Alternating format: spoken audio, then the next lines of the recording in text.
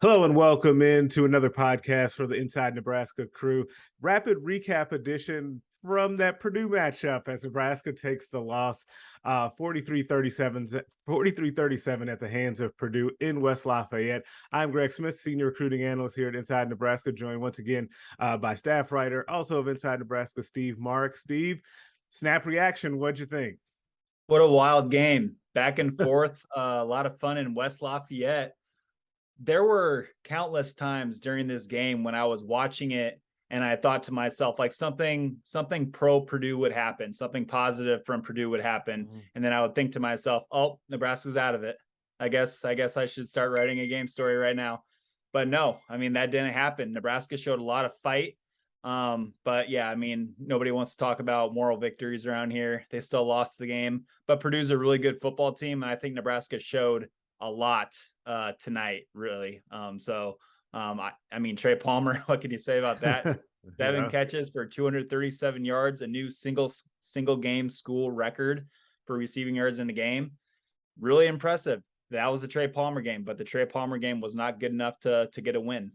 Yeah, absolutely. And unfortunately for Nebraska, as much as that offense was able to kind of quick strike, hit the big plays, and really put points on the board, it was the defense that let Nebraska down once again in this game. As Purdue had 608 total yards of offense, you knew they'd throw the ball all over the yard. Aiden O'Connell, 35 of 54 for 391 yards, 4 touchdowns. Malcolm Hartzog did have that interception early in the game.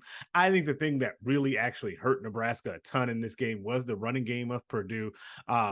Maccabee with 30 carries for 178 yards and a touchdown, and just seemed like he would get those runs at just the wrong time for Nebraska's defense and from their perspective, and just some backbreakers, some third down runs, really nice plays by him. As it seemed like the timely plays that needed to be made kept being made time and time again by Purdue. And it was just really difficult for Nebraska's defense, even though they had their opportunities on that touchdown drive that put them up for good, that put Purdue up for good. They had them, 3rd and 11 in their own territory and couldn't get them off the field.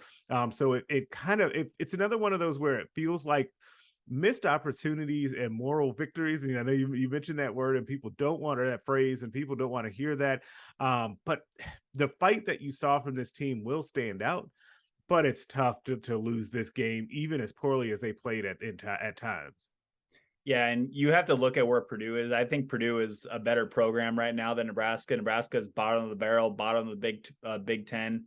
Just not a lot of good things happening with this season, and for them to come out and play Purdue tough and not quit and kind of show up and go blow for blow with the Boilermakers, that was really cool. But I just wanted to mention 2 things here. First of all, Nebraska's rush offense without Trey. If you take away Trey Palmer's 60-yard sprint, which was awesome, by the way, but if you take that away, Nebraska only rushed for 62 yards, I think. So I mean, that's not the way you want to play. And then defensively, Purdue, wow. I mean, just the protection issues that Nebraska is having right now with this offensive line is just not great. I mean, Purdue had 4 sacks in the first half. That tied a season high for them as a team.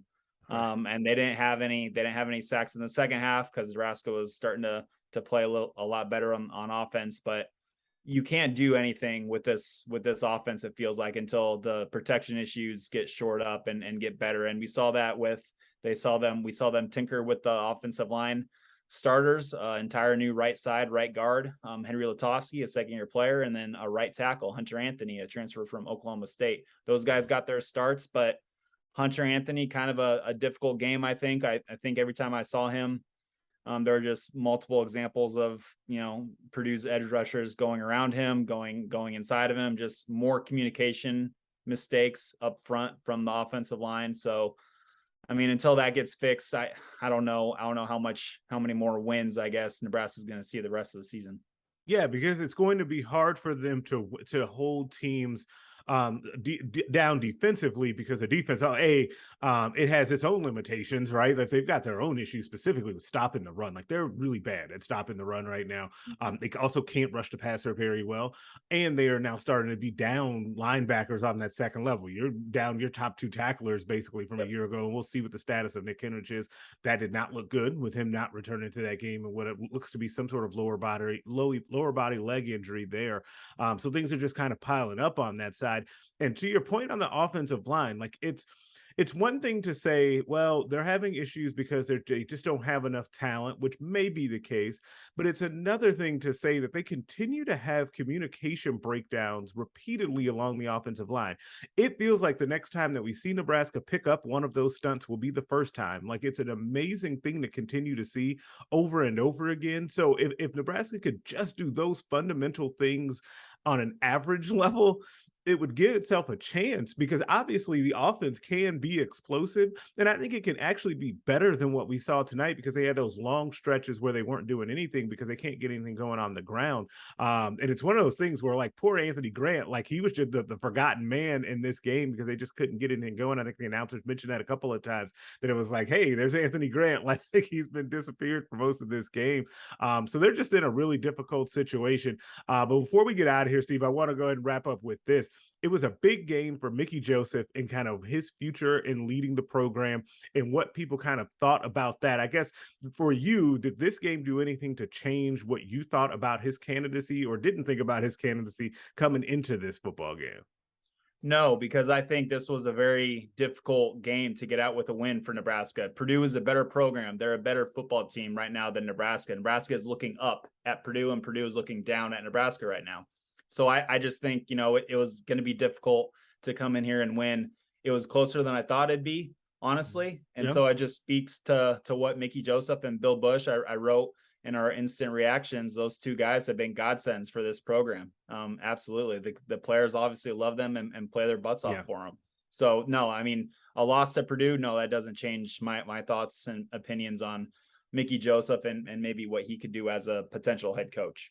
Yeah, I'm absolutely with you on that. I think that both of those guys, and you could see it at one point during the game, it felt like in succession. Mickey Joseph got after the team and tried to fire him up.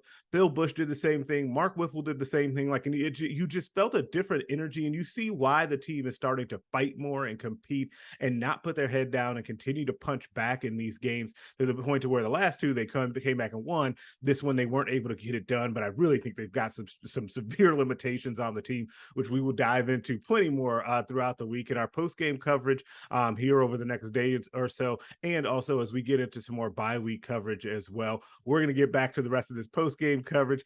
For Greg Smith, Steve Marik, we will catch you guys next time. Make sure you're checking out nebraska.rivals.com. Like the video up, subscribe to the YouTube channel. We will catch y'all next time.